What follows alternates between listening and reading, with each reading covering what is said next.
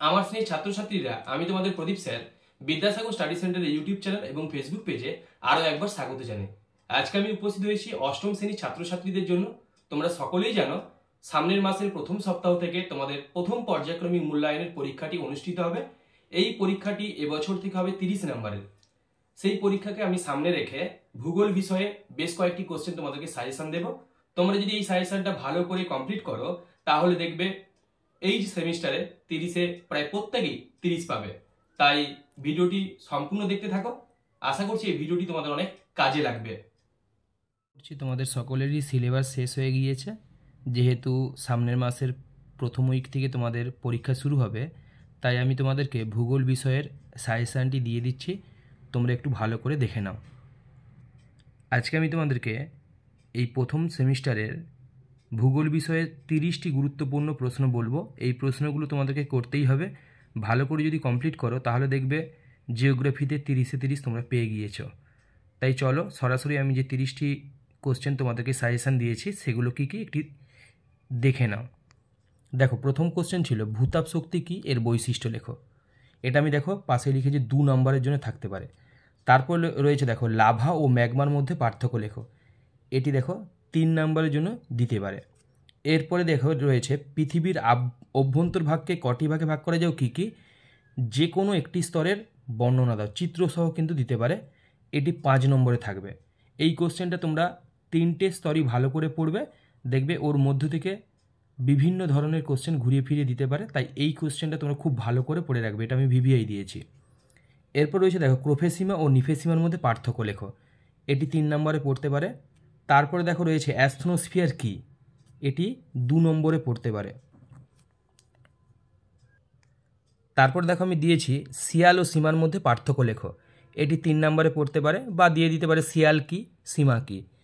এরপর রয়েছে দেখো অভিসারী ও অপসারী পাত সীমানার মধ্যে পার্থক্য লেখো। খুব ভিভিআই একটা প্রশ্ন, এটা 3 নম্বরে পড়বে তোমাদের। তারপর রয়েছে দেখো প্রকৃতি অনুসারে আগ্নেয়গিরির শ্রেণীবিভাগ করো। এটিও খুব ইম্পর্ট্যান্ট কোশ্চেন। এই কোশ্চেনটা 5 নম্বরে তোমাদের পড়বে। এই কোশ্চেনটা উদাহরণ সহ দেখে রাখবে, কারণ উদাহরণগুলো শর্ট কোশ্চেন হিসেবেও দিতে পারে। তারপর রয়েছে দেখো পা হো হো ও আ কি, এটা 2 নম্বরের কোশ্চেন থাকবে। এরপর রয়েছে দেখো ভূমিকম্পের কেন্দ্র এবং উপকেন্দ্রের মধ্যে পার্থক্য লেখো। এটি 3 নম্বরে থাকবে, তাই এই কোশ্চেনটা খুব ভালো করে একটু দেখে রাখবে। এরপর দেখো আমি দিয়েছি প্রশান্ত মহাসাগরীয় অগ্নিবলয় বা আগ্নেয় মেঘলা কাকে বলে। এটি 2 নম্বরের খুব ইম্পর্ট্যান্ট একটা প্রশ্ন। তারপরে রয়েছে দেখো আগ্নেয়, পাললিক এবং রূপান্তরিত শিলার 3টি করে বৈশিষ্ট্য দাও এবং উদাহরণ লেখো। এই কোশ্চেনটাও খুবই ইম্পর্ট্যান্ট। তোমরা 3টে করে বৈশিষ্ট্য দেখে রাখবে এবং প্রত্যেকটার উদাহরণ দেখে রাখবে। তারপর দেখো শিলাচক্র কী, চিত্রসহ ব্যাখ্যা করো। এই কোশ্চেনটা খুব খুব ইম্পর্ট্যান্ট একটা প্রশ্ন। এটা পরীক্ষায় পড়বেই পড়বে। এটা 5 নম্বরের কোশ্চেন থাকবে। তোমরা পুরোপুরি বর্ণনা করবে, তারপরে কিন্তু ছবিটা তোমাদেরকে আঁকতে হবে। এই কোশ্চেনটা খুব ইম্পর্ট্যান্ট কোশ্চেন, তাই দেখো আমি ভিভিআই দিয়েছি।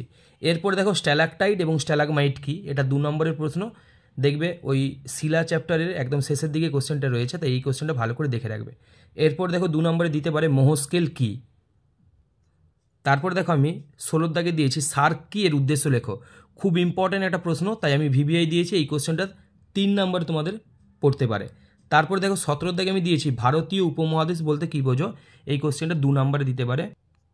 এরপর দেখো 18 দাগে দিয়েছি নেপাল পর্যটন শিল্পে উন্নত কেন, বা কোশ্চেনটা দিতে পারে নেপালের পর্যটন শিল্পের বিবরণ দাও। এটা 5 নম্বরে দিতে পারে, তাই আমি ভিভিআই দিয়েছি দেখো।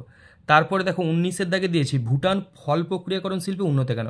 এই কোশ্চেনটা খুব ইম্পর্ট্যান্ট প্রশ্ন, তাই এটা 5 নম্বরে দিতে পারে। এটা তাই আমি ভিভিআই দিয়ে রেখেছি দেখো।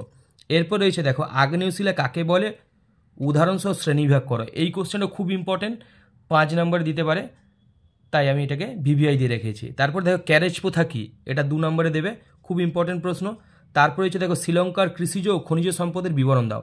এই কোশ্চেনটাও ভারতের প্রতিবেশী দেশ থেকে খুব ইম্পর্ট্যান্ট প্রশ্ন, তাই তোমরা ভালো করে দেখে রাখবে। এই কোশ্চেনটা 5 নম্বরে দিতে পারে। তারপর দেখো পরের প্রশ্ন আমি রেখেছি মায়ানমারের খনিজ ও বনজ সম্পদের বিবরণ দাও। এটাও 5 নম্বরের জন্য আমি রেখেছি। তারপর দেখো জীবাশ্ম কাকে বলে, এটি 2 নম্বরে দিতে পারে। তারপর রেখেছি আমি কাকে কেন দারুচিনির দ্বীপ বলা হয়, এটিও 2 নম্বরের জন্য ইম্পর্টেন্ট কোশ্চেন। তারপর দেখো রেখেছি কাকে কেন বজ্রপাতের দেশ বলা হয়, এটা সংক্ষিপ্ত প্রশ্ন হিসাবেও দিতে পারে এবং 2 নম্বরের জন্যও দিতে পারে। তারপর দেখো 27 দাগে আমি রেখেছি ভূমিকম্পের তরঙ্গ কয় প্রকার ও কী কী, প্রত্যেকটির বৈশিষ্ট্য লেখো। খুব ইম্পর্টেন্ট প্রশ্ন, 5 নম্বর হিসাবে দিতে পারে। কোশ্চেন যদি একটু কঠিন হয় তাহলে এই কোশ্চেনটা কিন্তু দিতে পারে, বা এই কোশ্চেনটা ঘুরিয়ে দিতে পারে যে পি এবং এস তরঙ্গের মধ্যে পার্থক্য লেখো। তখন কিন্তু তোমরা ওই যে প্রত্যেকটা তরঙ্গের যে বৈশিষ্ট্য, সেই বৈশিষ্ট্য থেকে কিন্তু ওই কোশ্চেনটা লিখতে পারবে। তাই এমনভাবে তৈরি করে রাখবে যাতে পি এবং এস তরঙ্গের পার্থক্য পড়লে তোমরা লিখতে পারো। তারপর দেখো রয়েছে রিক্টার স্কেল কী, এটা 2 নম্বরের জন্য খুব ইম্পর্টেন্ট প্রশ্ন, তাই আমি এটা 2 নম্বরে রেখেছি। তারপরে দেখো আমি 29-এর দাগে দিয়েছি সংঘাতশিলা এবং অসংঘাতশিলা কাকে বলে উদাহরণ দাও। এটা দিয়ে দিতে পারে যে পাললিক শিলার শ্রেণীবিভাগ করো, এভাবেও কোশ্চেনটা দিতে পারে। তাই এই কোশ্চেনে খুব একটা ইম্পর্টেন্ট প্রশ্ন, তাই আমি ভিভিআই দিয়ে রেখেছি। এবং আমি তোমাদের সাজেশানের যে শেষ কোশ্চেনটা দিয়েছি 30-এর দাগে, সেটি হলো প্যানজিয়া এবং প্যান্থালাসা কি। এটি খুব একটা মানে ইম্পর্টেন্ট কোশ্চেন, তাই আমি ভিভিআই দিয়ে রেখেছি। তোমাদেরকে যে 30টি প্রশ্ন আমি বললাম, সেই 30টি প্রশ্ন তোমাদেরকে করতেই হবে। তোমরা ভালো করে যদি এই 30টা প্রশ্ন দেখে যাও, তাহলে দেখবে যে তোমাদের যে প্রথম সেমিস্টারের ভূগোলের পরীক্ষাটা 30 নম্বরের হবে, তার মধ্যে তোমরা প্রায় প্রত্যেকেই 30-এ 30 পেয়ে যাবে। তাই আরেকবার দেখে নাও আমি কোন কোন কোশ্চেনগুলো ভিভিআই দিয়েছি, সেগুলো একবার দেখে নাও। দেখো আমি 3-এর দাগের কোশ্চেনটা ভিভিআই দিয়ে রেখেছি। তারপর দেখো 7-এর দাগের কোশ্চেনটা ভিভিআই দিয়ে রেখেছি। তারপরে দেখো 8-এর দাগের কোশ্চেনটা ভিভিআই দিয়ে রেখেছি। তারপর দেখো 10-এর দাগের কোশ্চেনটা ভিভিআই দিয়ে রেখেছি। তারপর দেখো 11-এর দাগের কোশ্চেনটা ভিভিআই দিয়ে রেখেছি। তারপরে দেখো 13-এর দাগের কোশ্চেনটা ভিভিআই দিয়ে রেখেছি, খুব ইম্পর্টেন্ট প্রশ্ন, শিলাচক্র কী। তারপরে দেখো সার্ক কী, এটাও আমি ভিভিআই দিয়ে রেখেছি।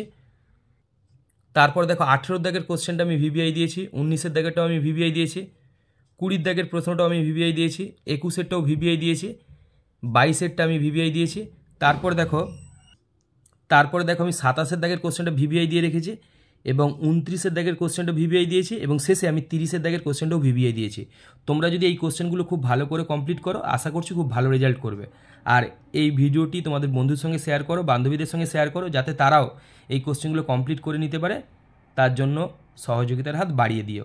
এই ভিডিওটি কেমন লেগেছে তোমরা কমেন্ট বক্সে জানিও। যদি ভালো লেগে থাকে তাহলে কমেন্ট করবে, লাইক করবে। তোমাদের কমেন্ট এবং লাইক আমাকে নতুন ভিডিও তৈরি করতে উৎসাহ দেবে। আশা করছি সকলের কাছ থেকে সহযোগিতা পাবো। ভিডিওটি সম্পূর্ণ দেখার জন্য তোমাদেরকে অসংখ্য ধন্যবাদ জানাই। তোমরা যদি আমাদের চ্যানেলে নতুন হয়ে থাকো এবং আমাদের এই চ্যানেলটি তোমাদের যদি হেল্প করে থাকে, তাহলে চ্যানেলটিকে সাবস্ক্রাইব করবে এবং বেল অপশনটি ক্লিক করবে, যাতে আমরা কোনো নতুন ভিডিও দিলে তোমরা তার নোটিফিকেশন পেতে পারো। এতক্ষণ ভিডিওর সঙ্গে জুড়ে থাকার জন্য তোমাদেরকে অসংখ্য ধন্যবাদ জানাই। ভালো করে পড়াশোনা করো, রেজাল্ট ভালো করো, তারপরে ভালো রেজাল্ট হলে আমাকে কমেন্ট বক্সে জানিও।